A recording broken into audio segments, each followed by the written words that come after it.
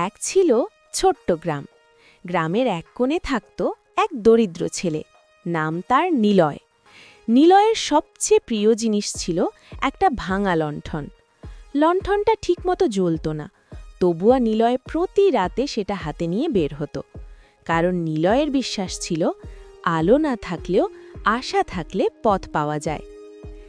এক রাতে গ্রামের পাশের জঙ্গলে হারিয়ে গেল এক ছোট্ট মেয়ে। সবাই ভয় পেয়ে গেল, কেউ যেতে সাহস পেল না। তখন নিলয় তার ভাঙা লণ্ঠন নিয়ে জঙ্গলের দিকে রওনা হলো। জঙ্গলের ভেতর ছিল ঘন অন্ধকার। হঠাৎ করে নিলয় দেখল চারপাশে অসংখ্য জোনাকি পোকা জ্বলজ্বল করছে। তারা যেন নিলয়ের পথ দেখাচ্ছে। নিলয় সেই আলোর পথ ধরে এগোতে লাগল। কিছু দূর গিয়ে সে মেয়েটাকে খুঁজে পেল, কাঁদছে, ভয়ে কাঁপছে। নিলয় তার হাত ধরল আর বলল, ভয় পেও না, আলো আমাদের সাথে আছে। জোনাকির আলো আর নিলয়ের সাহসে তারা নিরাপদে গ্রামে ফিরে এলো। পরদিন সবাই অবাক, যে ছেলেটার লণ্ঠন জ্বলে না সেই ছেলেই সবচেয়ে বড় আলো দেখিয়ে দিল।